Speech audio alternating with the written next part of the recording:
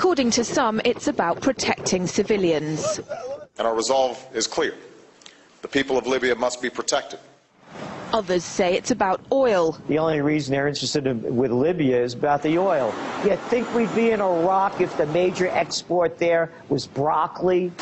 But some are convinced intervention in Libya is all about currency, specifically Gaddafi's plan to introduce the gold dinar, a single African currency made from gold, a true sharing of the wealth. It's one of these things that you have to plan almost in secret, because as soon as you say you're going to change over from the dollar to something else, you're going to be targeted. There were two conferences on this, one in '96 and another one in the year 2000, called the World Mataba Conference, organized by Gaddafi. And everybody was interested. I think most countries in Africa were keen. Gaddafi didn't give up.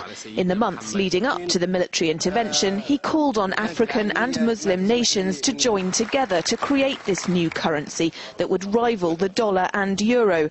They would sell oil and other resources around the world only for gold dinars. It's an idea that would shift the economic balance of the world.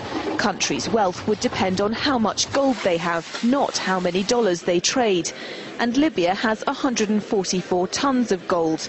The UK has double that, but 10 times the population. If Gaddafi had an intent to try to reprice his oil or whatever else the country was selling in the global markets and accept something else as a currency, or maybe launch a gold dinar currency, any move such as that would certainly not be welcomed by the power elite today who are responsible for controlling the world's central banks. So yes, that would certainly be something that would cause his immediate dismissal and the need for other reasons to be brought forth for removing him from power. It's happened before. In 2000, Saddam Hussein announced Iraqi oil would be traded in euros, not dollars. Sanctions and an invasion followed. Some say because the Americans were desperate to prevent OPEC from transferring oil trading in all its member countries to the euro.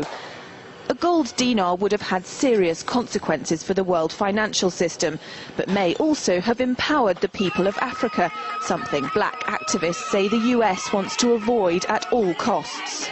The United States should welcome the self-determination of Africans. They certainly have denied self-determination to Africans inside the United States, so we're not surprised by anything that the United States would do to hinder self-determination of Africans on the continent.